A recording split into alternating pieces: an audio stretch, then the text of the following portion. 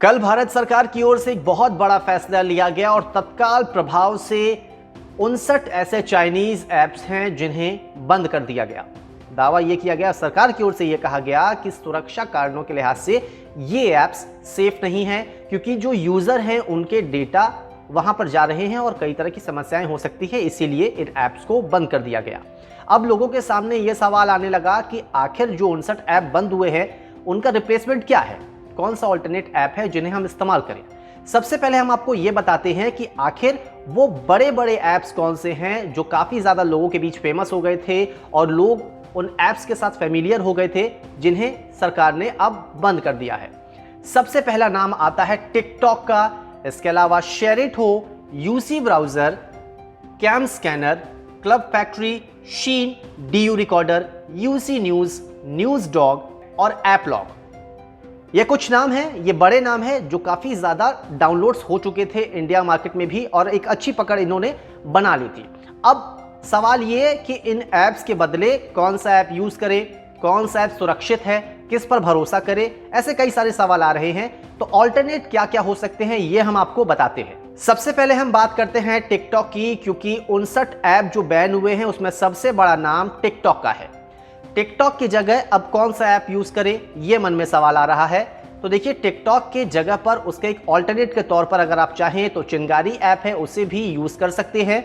नया ऐप है, थोड़े दिन पहले ही मार्केट में आया है और पिछले 72 घंटे में इसके डाउनलोड्स काफी ज्यादा बढ़े हैं। इसके अलावा जो 60 सेकंड तक के वीडियोस शेयर करने होते हैं उसके लिए आप इंस्टाग्राम का भी इस्तेमाल कर सकते हैं, उसे भी डाउनलोड कर सकते हैं। सेफ भी है इंस्टाग्राम और सिक्योर भी है, तो इंस्टाग्राम पर भी आप ये काम कर सकते हैं। इसके अलावा मित्रो ऐप है और रोप्सो ऐप है। ये 4 ऐप आपके लिए हैं जो टिकटॉक का रिप्लेसमेंट साबित हो सकते हैं, आपके लिए एक तरह से ऑल्टरनेट है। अब टिकटॉक के बाद हम बात करते हैं शेयरिट की।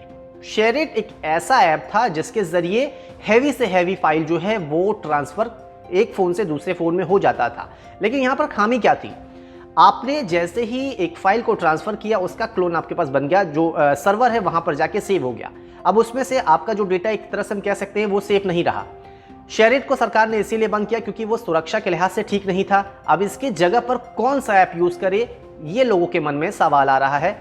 तो अगर आप शेयरिट यूज करते थे तो इसकी जगह पर आप गूगल का एक ऐप यूज कर सकते हैं जो काफी ज्यादा फेमस भी है और सुरक्षित भी है। गूगल का फाइल गो एक ऐप है जिससे आप शेयरिट जैसा ही काम कर सकते हैं। हालांकि थोड़ी सी दिक्कत होगी क्योंकि अब तक लोग शेयरिट से फेमिलियर थे, शेयरिट को अच्छे से समझ चुके थे। ऐसे में गूगल फाइल गो को समझना थोड़ा सा मुश्किल होगा, लेकिन 1-2 बार की बात है, उसके बाद इससे भी आप फेमिलियर हो जाएंगे। क्लब फैक्ट्री और शीन, ये 2 ऐसे वेबसाइट हैं जो काफी ज्यादा फेमस थे और ये बेसिकली कपड़े हों या फिर एक्सेसरीज हों इनसे डील करने वाले थे। इनके जरिए लोग शॉपिंग करते थे। अब चूंकि ये ऐप बंद हो चुके हैं तो लोगों के मन में सवाल आ रहा है कि अब शॉपिंग कहां से होगी, ऑनलाइन शॉपिंग कैसे करें, कौन सा ऐप डाउनलोड करें।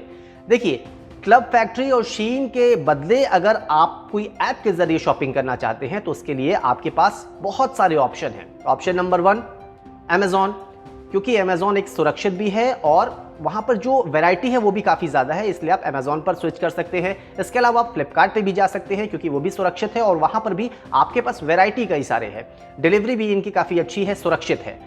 इसके अलावा आप मिंत्रा की ओर भी स्विच कर सकते हैं। तो कुल मिलाकर शीन और क्लब फैक्ट्री की जगह आपके पास 3 ऑप्शन है, अमेजॉन, फ्लिपकार्ट एंड मिंत्रा।